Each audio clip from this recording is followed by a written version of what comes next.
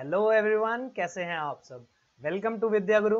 आज की इस वीडियो में हम डिस्कस करेंगे current affairs for the month of February माह के इंपॉर्टेंट करंट अफेयर्स को इस वीडियो में हम डिस्कस करने वाले हैं। ये वीडियो हिंदी में होने वाला है। If you want the same session with the same questions in English then please check the playlist on the channel. There will be an English version for the same content available. इस video को हम हिंदी में करेंगे और video आपको अच्छा लगे तो लाइक कीजिएगा, शेयर कीजिएगा अपने फ्रेंड्स के साथ और सब्सक्राइब कीजिएगा चैनल विद्या गुरु को। बेल आइकन भी प्रेस कीजिएगा ताकि आपको हमारे चैनल की सभी इंपॉर्टेंट नोटिफिकेशंस भी मिलती रहे। बिना किसी देरी के शुरू करते हैं। सबसे पहले बात करते हैं हम India's first advanced hypersonic wind tunnel की, जिसका उद्घाटन अभी हाल ही में किया गया है। ये किया गया है उद्घाटन doctor APJ Abdul Kalam missile complex में। ये कॉम्प्लेक्स कहाँ पर है? ये कॉम्प्लेक्स है हैदराबाद में। हैदराबाद राजधानी है तेलंगाना की, ठीक है। तेलंगाना की राजधानी है हैदराबाद, जहां पर है ये doctor APJ Abdul Kalam missile complex. अच्छा, अब इसकी अगर बात करें तो this is the world's third largest such size facility, मतलब ये दुनिया की तीसरी ऐसी सबसे बड़ी फैसिलिटी है, ठीक है। After America and Russia, India is the third country to have such a large facility. Okay, इसका इनॉग्रेशन किसने किया है, इसका उद्घाटन किसने किया है? वो किया है हमारे डिफेंस मिनिस्टर श्री राजनाथ सिंह जी ने, ठीक है। डिफेंस मिनिस्टर हमारे हैं भारत के श्री राजनाथ सिंह। अच्छा, इस टनल की अगर हम बात करें तो इसकी खासियत ये है कि ये इंडिजीनियसली डेवलप्ड है, मतलब इसमें भारत की तकनीक का प्रयोग किया गया है बनाने के लिए। और इसका इनॉग्रेशन हमने आपको बता दिया कि doctor APJ Abdul Kalam missile complex में किया गया है, जो कि हैदराबाद में है। अच्छा, डॉक्टर एपीजे अब्दुल कलाम जी का डिस्कशन आया तो आपको याद आना चाहिए कि वो हमारे भारत के 11वें चुने हुए राष्ट्रपति थे। और ये जो मिसाइल कॉम्प्लेक्स है ये एक डीआरडीओ की प्रॉपर्टी है। तो डीआरडीओ के बारे में आपको पता होना चाहिए कि डीआरडीओ के चेयरमैन कौन है। चेयरमैन है जी सतीश रेड्डी। डीआरडीओ की फाउंडेशन कब हुई थी? वो हुई थी 1958 में। डीआरडीओ आता है हमारी डिफेंस मिनिस्ट्री के अंडर और इसके मिनिस्टर मैंने आपको बताया राजनाथ सिंह जी है। और इसका हेडक्वार्टर भी आपको पता होना चाहिए, जो कि है न्यू दिल्ली में, ठीक है। और तेलंगाना में हुआ है ये मिसाइल कॉम्प्लेक्स, तेलंगाना में है। तो तेलंगाना की अगर हम बात करें तो आपको सीएम पता होने चाहिए। सीएम है के चंद्रशेखर राव, गवर्नर हैं तमिल साई सुंदरराजन। और फाउंडेशन डे भी आपको इम्पोर्टेंट है इस तेलंगाना का, क्योंकि Telangana is the newest formed state of India, जो कि 2 जून 2014 को फॉर्म किया गया था, ठीक है। तो इसी उपलक्ष्य में हर वर्ष 2 जून को फाउंडेशन डे मनाया जाता है तेलंगाना का, ठीक है। तेलंगाना के बारे में आपको एक और इम्पोर्टेंट पॉइंट जो पता होना चाहिए वो ये है कि लोकसभा में तेलंगाना की 17 रिप्रेजेंटेशन है और राज्यसभा में 7 रिप्रेजेंटेशन है। रिप्रेजेंटेशन का अर्थ है कि लोकसभा की 17 सीटें हैं तेलंगाना से और राज्यसभा की 7 सीटें हैं। आगे चलते हैं, बात करते हैं कोलोन बॉक्सिंग वर्ल्ड कप 2020 की, जो कि हुआ था जर्मनी में। और जर्मनी को रैंक 1 प्राप्त हुई है इस वर्ल्ड कप में, ठीक है। इस बॉक्सिंग वर्ल्ड कप में जर्मनी की रैंक 1 रही है, भारत की रैंक 2 रही है। और भारतीय बॉक्सर्स ने इस वर्ल्ड कप में 9 मेडल्स जीते हैं, जिनमें से 3 गोल्ड है, 2 सिल्वर है और 4 ब्रॉन्ज हैं। कोलोन एक बहुत बड़ा शहर है, ठीक है। छोटा शहर तो नहीं कहेंगे, बहुत बड़ा शहर है और इकोनॉमिकली भी बहुत इंपॉर्टेंट शहर है, ठीक है। यहाँ पर ये बॉक्सिंग वर्ल्ड कप हुआ था, ठीक है। वेन्यू आपको याद रखना है और भारत की पोजीशन याद रखनी है। भारत 2nd नंबर पर रहा इस वर्ल्ड कप में, ठीक है। और जर्मनी 1st नंबर पर रहा, उसने 16 मेडल्स जीते, भारत ने जीते 9 मेडल्स। अच्छा, आगे बात करते हैं, इसको होस्ट किसने किया था? इसको होस्ट किया था यूरोपियन बॉक्सिंग कन्फेडरेशन ने, ठीक है, यूरोपियन बॉक्सिंग कन्फेडरेशन। आगे बात करते हैं जर्मनी की। जर्मनी के बारे में आपको कुछ स्टैटिक इंफॉर्मेशन जरूर पता होनी चाहिए, जो कि एग्जाम्स में पूछी जाती है। जैसे सबसे पहला, उसकी चांसलर, एक्चुअली जो जर्मनी की गवर्नमेंट होती है उस गवर्नमेंट का जो चीफ होता है उसको जर्मनी में चांसलर कहा जाता है। हमारे भारत में हमारी गवर्नमेंट का चीफ कौन है? Prime minister Modi ji. वैसे ही जर्मनी की गवर्नमेंट की जो हेड है या फिर कहें चीफ है वो है एंजेला मार्कल, ठीक है, एंजेला मार्कल। कैपिटल जर्मनी की है बर्लिन और करेंसी है जर्मनी की यूरो, जिसको जर्मन भाषा में अगर बोले तो ऑयरो बोलते हैं वो लोग, ऑयरो, ठीक है, स्पेलिंग सेम है, यूरो होती है वो। आगे चलते हैं, बात करते हैं एमओयूज की, जो कि एक हमने साइन किया है इजराइल के साथ और एक किया है हमने जापान के साथ। India science MOU on building climate resilient infra and green health care with Israel, और दूसरा है India science memorandum of corporation. देखिए एमओयू एंड एमओसी दो डिफरेंट टर्म्स हैं। MOU stands for memorandum of understanding while MOC stands for memorandum of corporation, ठीक है। इन steel production हमने sign किया है जापान के साथ। अच्छा, अब ये जो एमओयू साइन किया है इजराइल के साथ, ये किया है हमने to initiate a bilateral programme to accelerate innovation and technology cooperation between startups and corporates from both countries, ठीक है। इससे क्या होगा, भारत के और इजराइल के जो भी बिजनेसमैन है, जो भी एंटरप्रेन्योर्स हैं, जो भी स्टार्टअप्स शुरू करे हैं, उनको कोलैबोरेट करने का एक प्लेटफॉर्म मिले, ऐसा हमने एक एग्रीमेंट साइन करा है, मेमोरेंडम ऑफ अंडरस्टैंडिंग, उनको हेल्प की जाएगी इसके द्वारा, ठीक है। और जो जापान की बात करें हम, तो जापान के लिए जो जापान के साथ हमने एमओसी साइन करा है, मेमोरेंडम ऑफ कोऑपरेशन, वो साइन किया है to enhance people to people contacts and foster mobility of workers, मतलब मोबिलिटी यानी वर्कर्स की आवाजाही को बढ़ाने के लिए, स्किल्ड प्रोफेशनल्स की आवाजाही को बढ़ाने के लिए भारत से जापान के लिए, मतलब भारत से जो जापान जाना चाहता है स्किल्ड वर्कर, तो उनको हेल्प किया जाएगा इस मेमोरेंडम ऑफ कॉपरेशन के अंडर, ठीक है। आपको हमने बताया एक इजराइल का मेमोरेंडम ऑफ अंडरस्टैंडिंग और जापान के साथ एमओसी। एमओसी जो साइन हुआ है वो स्टील रिलेटेड कंपनीज में हुआ, स्टील प्रोडक्शन से होगा रिलेटेड, और जो ये एमओयू हमने इजराइल के साथ साइन करा है वो है climate resilient infra and green health care, इससे रिलेटेड जो भी हमारी हेल्प होगी हम करेंगे एक दूसरे के लिए, दोनों देश, ठीक है, दोनों देशों के लिए ये प्रतिबद्धता होती है। इजराइल की बात करें तो इजराइल के बारे में आपको अगर जो भी स्टैटिक इंफॉर्मेशन पता होनी चाहिए वो ये है कि उसके पीएम बेंजामिन नेतन्याहू है, करेंसी इजराइल की है इजरायली शेकल, कैपिटल है इजराइल की जो कि हाल ही में चेंज हुई है पिछले साल, जेरूसलेम, ठीक है, जेरूसलेम है, जिसको यरूशलेम भी बोला जाता है, और इसकी पार्लियामेंट का नाम इंपॉर्टेंट है जो कि पूछा जाता है, वो है नेसेट, नेसेट कहा जाता है इसकी पार्लियामेंट को, ठीक है। जापान की बात करें, जापान के बारे में आपको जो भी स्टैटिक इंफॉर्मेशन पता होनी चाहिए वो ये है कि पीएम है इसके योशीहिडे सुगा, योशीहिडे सुगा। अभी हाल ही में जो पेंडेमिक टाइम है इसमें जापान की पीएम आए हैं नए, योशीहिडे सुगा। इसकी करेंसी आपको पता होनी चाहिए वो है येन, जापानीज येन जिसको कहा जाता है। कैपिटल है टोक्यो और इसकी पार्लियामेंट का नाम भी बहुत पूछा जाता है, इंपॉर्टेंट है, वो है डाइट, डाइट इसकी पार्लियामेंट का नाम है, जापान की पार्लियामेंट का नाम है डाइट। आगे चलते हैं, बात करते हैं author of the light of Asia, the poem that defined the Buddha, Buddha actually इसको कुछ लोग बुद्धा पढ़ते हैं, आई डोंट नो व्हाई, ठीक है, इंग्लिश में बोलने के चक्कर में हम बुद्ध को बुद्धा क्यों कहते हैं, राम को रामा क्यों कहते हैं, योग को योगा क्यों कहते हैं, मुझे समझ नहीं आता। तो ये बुद्ध है लिखा है, ठीक है, the light of Asia the poem that defined the Buddha, ये लिखी है बुक जय राम रमेश जी ने, ठीक है। जय राम रमेश जी एक एमपी हैं कांग्रेस पार्टी के, ठीक है।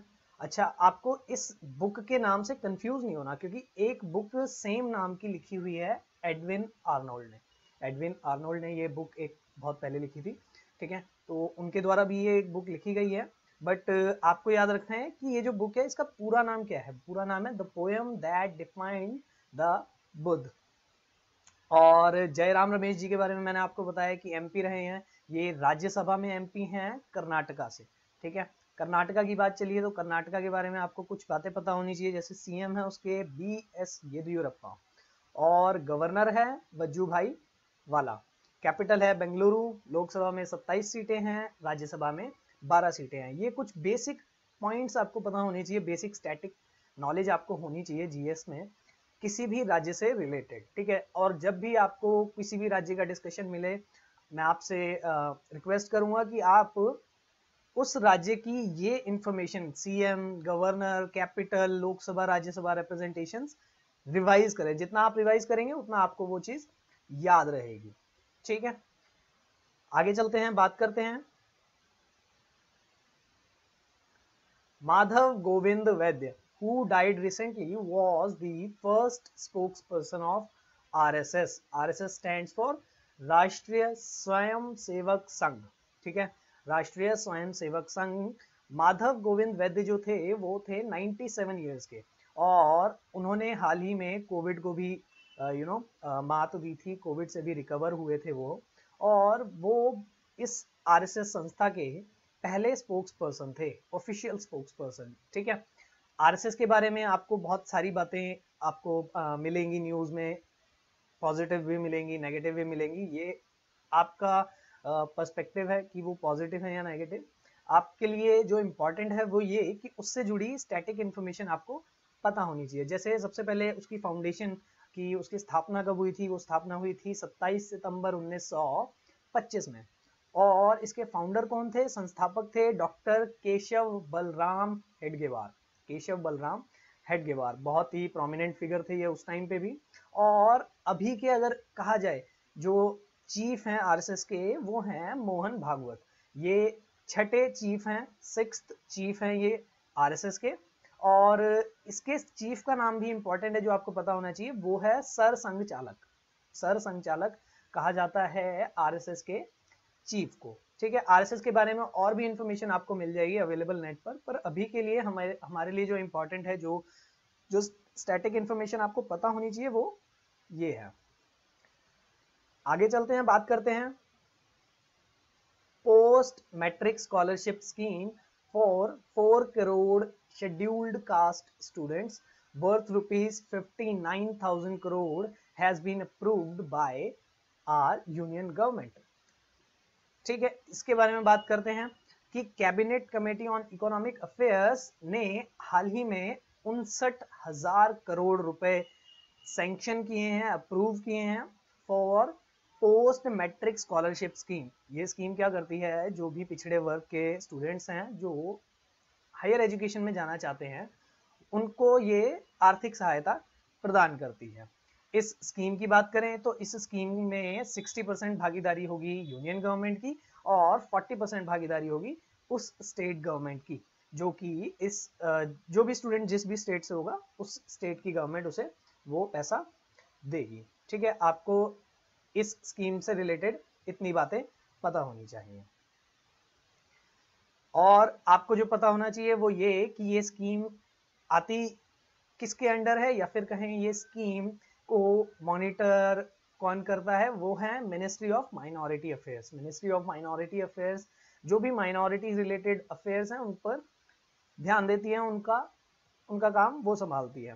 तो मिनिस्टर आपको पता होने चाहिए इस मिनिस्ट्री के, वो हैं Mukhtar Abbas Naqvi. Mukhtar Abbas Naqvi is the minister of ministry of minority affairs.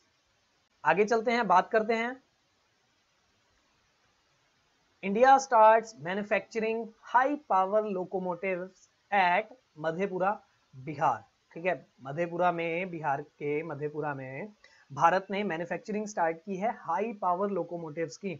अच्छा, अभी तक आपको पता होगा कि हम फ्रांस से हाई पावर लोकोमोटिव्स मंगवा रहे थे, जो कि क्या होगा, भारत की जितने भी फ्राइट ट्रेन्स होती हैं, फ्राइट ट्रेन्स का अर्थ है जो भी मालगाड़ियां होती हैं, ठीक है, जिनमें सिर्फ माल जाता है, जिसमें सवारी नहीं जाती, ठीक है, जो भी आर्थिक सहायता के लिए या फिर आर्थिक नज़रिए से चलाई जाती हैं ट्रेन्स, उन ट्रेन्स को ले जाने के लिए, हाई स्पीड में ले जाने के लिए हम क्या करते थे, अभी हाई पावर लोकोमोटिव्स खरीदते थे फ्रांस से, पर अभी हमने उसकी मैन्युफैक्चरिंग भी स्टार्ट कर दी है, ठीक है। अब ये एक फ्रांस की कंपनी है एल्स्टम, जिससे हम खरीदते थे, ठीक है, उसका नाम इंपॉर्टेंट है आपके लिए, ये रहा एल्स्टम। और इंडिया ऐसी छठी कंट्री बन गया है जो हाई पावर इलेक्ट्रिक लोकोमोटिव्स बनाती है, ठीक है। सो ये आपको इंपॉर्टेंट है कि ये एक जॉइंट वेंचर है between Indian rail and Alstom which is in France, okay. Which is a France based company, ठीक है। और आपको जो पता होना चाहिए वो ये कि फ्रांस की जो भी थोड़ी सी स्टैटिक इंफॉर्मेशन है वो पता होनी चाहिए। जैसे फ्रांस के राष्ट्रपति कौन है? फ्रांस के राष्ट्रपति हैं इमैनुअल मैक्रोन, इसकी कैपिटल है पेरिस, करेंसी है यूरो। आगे चलते हैं, बात करते हैं global media and film summit 2021 जो कि होस्ट किया जा रहा है भारत द्वारा। इंफॉर्मेशन ऐसी दी है हमें union information and broadcasting minister हमारे प्रकाश जावड़ेकर जी ने, ठीक है। India to host a global media and film summit next year, Prakash Javadekar ji ने हमें बताया है, ठीक है। उन्होंने ये इंफॉर्मेशन प्रेस रिलीज जारी करी जिसमें उन्होंने बताया कि India will also set up a special pavilion at Cannes in 2022। Cannes film festival बहुत मशहूर फिल्म फेस्टिवल है और फ्रांस का ही फिल्म फेस्टिवल है ये। और 75वें एडिशन पर, 75वें साल के फिल्म फेस्टिवल पर कांस के भारत ने ये डिसाइड किया कि एक स्पेशल पवेलियन भी सेटअप किया जाएगा, ठीक है। कांस हर साल फ्रांस के एक कांस शहर में मनाया जाता है फिल्म फेस्टिवल ये। और इसकी स्थापना के बारे में आपको पता होना चाहिए जो कि हुई थी 20 सितंबर 1946 पे, ठीक है। 20 सितंबर 1946 को पहली बार ये फिल्म फेस्टिवल मनाया गया था। अगर आप थोड़ा सा ध्यान दें तो आप याद करेंगे कि 1945 में जब विश्व युद्ध खत्म हुआ था तो उसके जस्ट बाद ही इस फिल्म फेस्टिवल को स्टार्ट किया गया था। फ्रांस की हमने बात कर ली कि प्रेसिडेंट है इसके इमैनुअल मैक्रोन, कैपिटल है पेरिस और करेंसी है यूरो। आगे चलते हैं, बात करते हैं union cabinet approves revised air service agreements with Philippines and Afghanistan. Afghanistan बहुत इंपॉर्टेंट कंट्री है, आप यकीन मानिए, क्योंकि जब यूएसएसआर था, जब रशिया यूनाइटेड था और यूएसएसआर था, तब भी यूएसएसआर की नज़र हमेशा अफगानिस्तान पर रहती थी, क्योंकि अफगानिस्तान जियोग्राफिकली और पॉलिटिकली बहुत ही इंपॉर्टेंट एक क्षेत्र है, ठीक है। तो इसके बारे में आपको पता होना चाहिए। अफगानिस्तान और फिलीपींस से हमने ये समझौता किया है जिसमें हम क्या करेंगे, जो एयर सर्विसेज हैं जो कि अभी स्टॉप कर दी गई थी ड्यू टू कोविड, उनको हम फिर से चलाएंगे, ठीक है। अभी तक क्या हो रहा था, जितनी भी हम फ्लाइट्स हमारी जा रही थी उन फ्लाइट्स को हम एक तरीके से बहुत ही सिक्योर्ड वे में, बहुत ही अलग तरीके से लेके जा रहे थे जैसा कि यूजुअली नहीं किया जाता, तो ड्यू टू कोविड ऑब्वियसली। तो अब उन फ्लाइट्स को थोड़ा और रेस्ट्रिक्शंस हटाने के बाद ले जाया जाएगा। ऐसा एग्रीमेंट हमने कराया है अभी हाल ही में फिलीपींस और अफगानिस्तान के साथ, ठीक है। अफगानिस्तान की मैंने आपको बताया कि बहुत सारी बातें हैं जो आपको, बहुत सारे फैक्ट्स हैं जो आपको पता होना चाहिए। जैसे जिसमें सबसे इंपॉर्टेंट है कि अफगानिस्तान की पार्लियामेंट किसने बनवाई थी? भारत ने बनवाई थी। अफगानिस्तान की पार्लियामेंट का उद्घाटन करने कौन गए थे? भारत से गए थे पीएम मोदी 2015 में। और आपको पता होगा कि अफगानिस्तान की पार्लियामेंट में एक सेक्शन है जिसको अटल ब्लॉक नाम दिया गया है हमारे राष्ट्रपति, हमारे प्रधानमंत्री, पूर्व प्रधानमंत्री अटल बिहारी वाजपेयी जी के नाम पर अटल ब्लॉक कहा जाता है।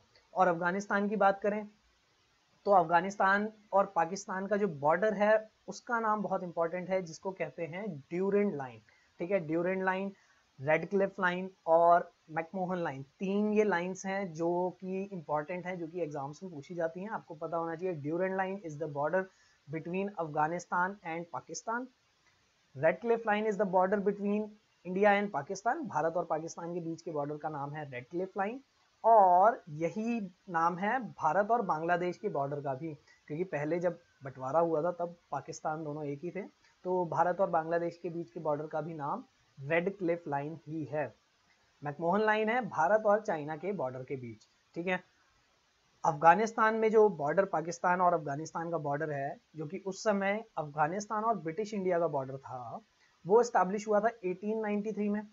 Red Cliff line Bharat Pakistan का बॉर्डर हुआ था 1947 में एस्टैब्लिश, और मैकमोहन लाइन एस्टैब्लिश हुई थी 1914 में, ठीक है। ये तीन लाइनों के बारे में आज मैंने डिस्कशन किया है आपसे।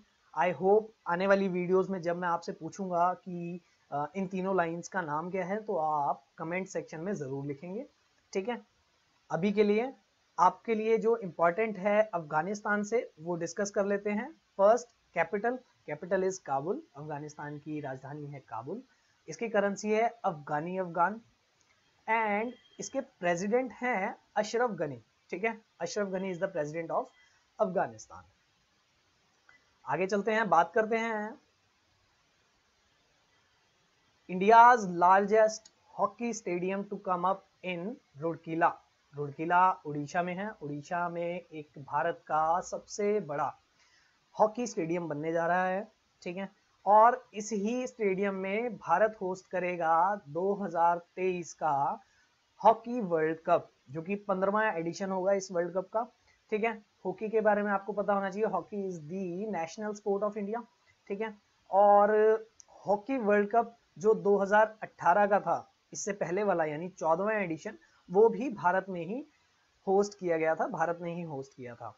ठीक है, अच्छा, आपको पिछले वर्ल्ड कप के बारे में मैंने बताया, तो आपको पता होना चाहिए कि उस वर्ल्ड कप का चैंपियन कौन था। चैंपियन था Belgium. 2018 hockey world cup Belgium ने जीता था।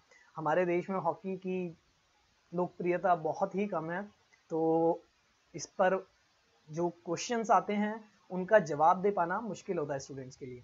इसलिए ये इंपॉर्टेंट होता है कि आप ऐसी ट्रिकी क्वेश्चंस को, ऐसे ट्रिकी टॉपिक्स पर अपनी पकड़ बनाए रखें, ताकि अगर क्वेश्चन आए तो आप उसको छोड़े ना। भारत की बात करी है हमने, तो भारत के जो हॉकी है, जो भारत का नेशनल स्पोर्ट है, तो आपको पता होना चाहिए कि भारत बहुत स्ट्रांग था एक समय पर, और समय के साथ जैसे जैसे मैदानों का बदला, मैदान चेंज किए गए, वैसे वैसे भारत की हॉकी में जो रैंकिंग थी या कहें खेल था, वो भी बेकार होता गया, या फिर कहें बाकी देशों ने बहुत अच्छा खुद को इम्प्रूव कर लिया। लेकिन आपको पता होगा एक समय था भारत ही पूरे विश्व में हॉकी का बादशाह था। भारत ने ओलंपिक में जीते 9 मेडल्स में से 9 गोल्ड मेडल भारत ने अभी तक पूरे ओलंपिक में जीते हैं, जिसमें से 8 सिर्फ और सिर्फ हॉकी में जीते हैं। जो एक भारत ने गोल्ड मेडल जीता है, वो जीता है शूटिंग में। शूटिंग में जीता था 2008 में अभिनव बिंद्रा ने। लेकिन उसके अलावा जितने भी 8 मेडल हमने जीते हैं, वो हमने एज अ टीम जीते हैं, हॉकी में जीते हैं। ठीक है, तो आप समझ सकते हैं कि कितना हमने अच्छा एक समय पर प्रदर्शन किया है। ठीक है, हमारे मेजर ध्यानचंद जी जो पुराने हमारे हॉकी के कैप्टन भी रहे हैं, ठीक है, उनको हिटलर की तरफ से एक ऑफर भी आया था कि वो उनके लिए, जर्मनी के लिए खेलें 1936 में, जब बर्लिन में ओलंपिक्स हुए थे। तो ये कुछ आपको इंपॉर्टेंट छोटे छोटे फैक्ट्स पता होने चाहिए। मेन जो है अभी के लिए स्टैटिक पार्ट, वो हम डिस्कस कर लेते हैं उड़ीसा का। उड़ीसा के सीएम है नवीन पटनायक, इसके गवर्नर है गणेशी लाल। लोकसभा में 21 सीटें हैं और राज्यसभा में 10 सीटें हैं। ठीक है, इसकी कैपिटल की बात करें तो कैपिटल इज भुवनेश्वर। उड़ीसा की कैपिटल है भुवनेश्वर। आगे चलते हैं, बात करते हैं new president of ASSOCHAM. ASSOCHAM भी बोलते हैं, एसोचैम भी बोलते हैं। एसोचैम जिसका पूरा नाम है associated chambers of commerce and industry of India. इसके नए प्रेसिडेंट चुने गए हैं विनीत अग्रवाल, जो कि अभी मैनेजिंग डायरेक्टर हैं transport corporation of India limited ये। ठीक है, एसोचैम के बारे में आपको पता होना चाहिए कि ये फाउंड किया गया था 1920 में, इसकी स्थापना हुई थी 1920 में, और हेडक्वार्टर है इसका नई दिल्ली में। इसका काम क्या है? इसका काम है प्रमोट करना डोमेस्टिक एंड इंटरनेशनल ट्रेड, और ट्रेड बैरियर्स को भी हटाना इसका काम है, ताकि जो भी ट्रेड है, जो भी इंडस्ट्रीज हैं भारत में, उनको एक अच्छा एनवायरनमेंट मिल सके, ताकि वो अच्छे से ग्रोथ कर सके। ठीक है, एसोचैम एक इंपॉर्टेंट बॉडी है, जैसा कि भारत में एक इंपॉर्टेंट बॉडी है फिकी। फिकी के बारे में भी आपको पता होना चाहिए, जिसकी स्थापना हुई थी 1927 में, और उसका भी हेडक्वार्टर है न्यू दिल्ली में। उसके करंट प्रेसिडेंट कौन है? उसके करंट प्रेसिडेंट हैं उदय शंकर जी। हमने आपको पिछले वीडियोस में आप चेक करना, हमने बताया था कि प्रेसिडेंट उनके बने हैं उदय शंकर। ये हमने कवर किया था हमारी करंट अफेयर्स की वीडियोस में। ठीक है, तो फिकी और एसोचैम इंपॉर्टेंट ऑर्गेनाइजेशंस हैं, नॉन गवर्नमेंट ऑर्गेनाइजेशंस हैं, but still they have a good impact, a very heavy impact on governments. ठीक है, जब भी बजट आता है तब इनकी अच्छी इनसे अच्छा पूछा जाता है, क्योंकि बहुत सारी कंपनीज इन बॉडीज में शामिल हैं। ठीक है, इनकी राय ली जाती है। सो इसके बारे में मैंने आपको बता दिया। फाउंडेशन हुई थी 1920 में और हेडक्वार्टर है न्यू दिल्ली में। आगे चलते हैं, बात करते हैं BCCI is new chairman of selectors. अभी बीसीसीआई ने हाल ही में क्या करा है, एक टीम सेट की है जिसके जो हेड हैं वो हैं चेतन शर्मा। चेतन शर्मा जी को 3 मेंबर्स की all India senior selection committee का अध्यक्ष बनाया गया है, हेड बनाया गया है, ठीक है, जो कि मेंस टीम को सेलेक्ट करेगी, मेंस टीम का सिलेक्शन पर अपनी राय देगी, ठीक है। तो बीसीसीआई की बात चली है। बीसीसीआई के बारे में जो स्टैटिक इन्फॉर्मेशन आपको पता होनी चाहिए वो है कि उसकी फाउंडेशन हुई थी 1928 में। करंट प्रेसिडेंट हैं सौरव गांगुली, सेक्रेटरी हैं जय शाह। आपको कंफ्यूज नहीं होना, प्रेसिडेंट है सौरव गांगुली और सेक्रेटरी है जय शाह। इसका हेडक्वार्टर है मुंबई में। और बीसीसीआई क्या काम क्या है, बीसीसीआई का काम है देश में क्रिकेट को संभालना। बीसीसीआई की फुल फॉर्म है board of control for cricket in India, ठीक है। आगे चलते हैं, बात करते हैं India's first mega leather park to come up in Kanpur, Uttar Pradesh, और इसी प्रकार India's first lithium refinery to come up in Gujarat. दोनों की बात करते हैं हम। सबसे पहले उत्तर प्रदेश की बात कर लेते हैं। Uttar Pradesh government is set to establish India's first mega leather park in Kanpur. India's first moss garden भी भारत में बिल्ड हुआ था, जो कि हुआ था उत्तराखंड में। ये आपको याद होना चाहिए, ये हमने डिस्कस किया था नवंबर मंथ के करंट अफेयर्स में, ठीक है। और इसी प्रकार भारत का पहला गाय चिकित्सालय या फिर कहें काउ हॉस्पिटल वो असम में आया था, हमने उसकी भी बात करी थी। हमने फर्स्ट टॉय क्लस्टर की भी बात करी थी, और उसी प्रकार जो कि कर्नाटका में आया था। और उसी प्रकार यूपी में भी अब एक फर्स्ट लेदर पार्क बनाया जा रहा है, mega leather park, UP government ने डिसाइड किया है, ठीक है। यूपी की बात करें तो यूपी के बारे में जो स्टैटिक इन्फॉर्मेशन आपको पता होनी चाहिए वो है कि सीएम है योगी आदित्यनाथ जी, कैपिटल है लखनऊ, गवर्नर है आनंदीबेन पटेल, लोकसभा में 80 सीटें हैं, राज्यसभा में 31 सीटें हैं। गुजरात की बात करते हैं तो गुजरात गवर्नमेंट ने फर्स्ट लिथियम रिफाइनरी को मंजूरी दी है, ठीक है। ऐसा एक प्लांट सेटअप किया जाएगा जो कि भारत के जो एफर्ट्स हैं टूवर्ड्स इलेक्ट्रिफिकेशन ऑफ ट्रांसपोर्ट। देखो, electrification of transport is a very good topic, very deep topic. क्यों? क्योंकि इससे पूरे विश्व की इकोनॉमी को इकोनॉमी पर असर पड़ता है, इकोनॉमी चेंज होने वाली है पूरे विश्व की। जिस प्रकार अभी हम डिपेंडेंट हैं मिडल ईस्ट पे तेल के लिए, वैसे ही आने वाले वर्षों में हम डिपेंडेंट होने वाले हैं इलेक्ट्रिक व्हीकल्स पर। तो आपने देखा होगा दिल्ली सरकार ने भी न्यू इलेक्ट्रिकल व्हीकल पॉलिसी लाई थी, और भी राज्य अपनी इलेक्ट्रिकल व्हीकल पॉलिसीज ला रहे हैं।